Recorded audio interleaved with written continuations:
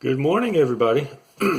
Hope everybody's doing well and staying safe and healthy.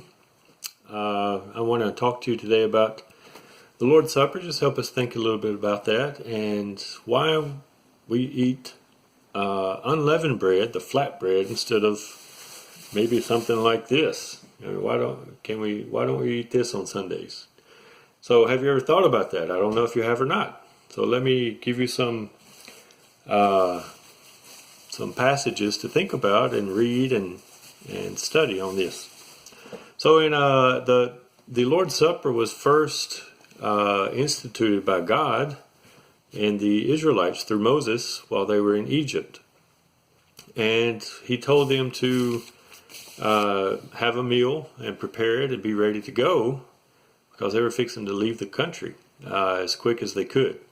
So in Exodus chapter 12, verse 39, it says, they baked the dough which they had brought out of Egypt into cakes of unleavened bread, for it had not become leavened, since they were driven out of Egypt and could not delay, nor had they prepared any provisions for themselves. So they didn't have time to leaven the dough, and they weren't supposed to for this reason. And the reason is that he'll tell them later in Deuteronomy chapter 16.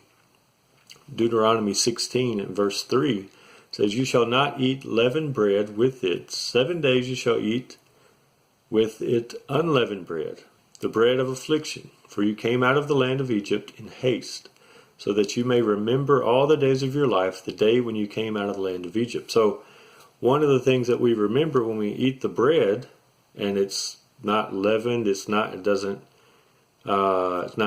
I guess, filling or have that taste like we have in other breads, is to remember affliction, to remember the slavery in their case, and in our case, the slavery or freedom that we have from sin. And so these are the reasons that we don't eat the bread, just any kind of bread, but a special bread prepared with no yeast, with no leaven, as it says in the Bible.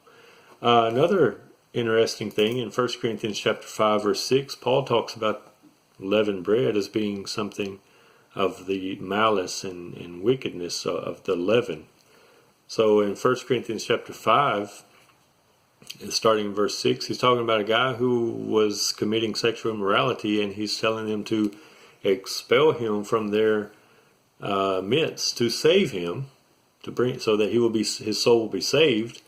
But they need to get him out of there for that purpose. And he says in 1 Corinthians chapter 5, verse 6, says, your boasting is not good. Do you not know that a little leaven leavens the whole lump of dough? Clean out the old leaven, so that you may be a new lump, just as in fact you are. Verse 7 says, clean out the old leaven, so that you may be a new lump, just as you are, in fact, unleavened.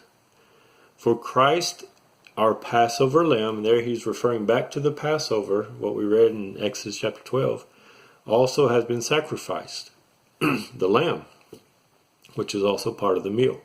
Therefore, let us celebrate the feast of the Passover, in our case, also the freedom or going out of sin, being saved from the kingdom of Satan and going into God's marvelous light, his kingdom of light.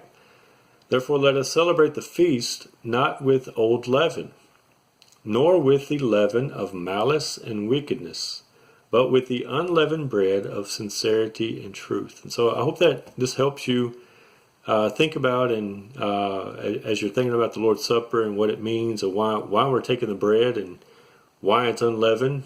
Some reasons are significant to us, and they help us remember where we came from and what we're doing and how we should live. And so this helps us to remember that.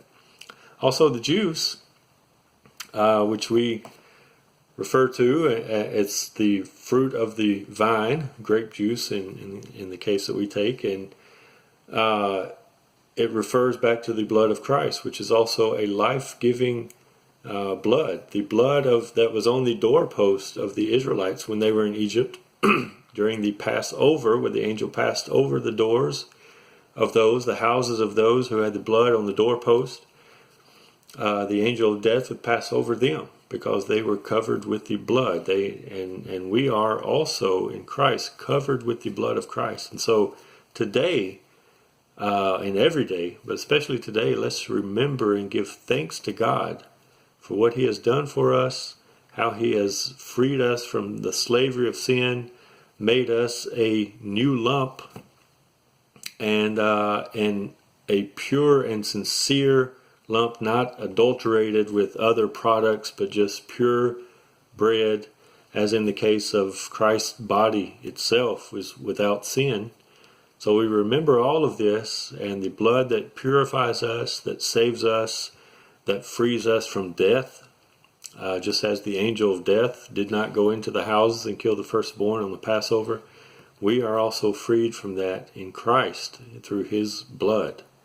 So I hope this helps you remember what we're doing and helps you think about it and be grateful for all that God has done for us. As always, in everything, give thanks.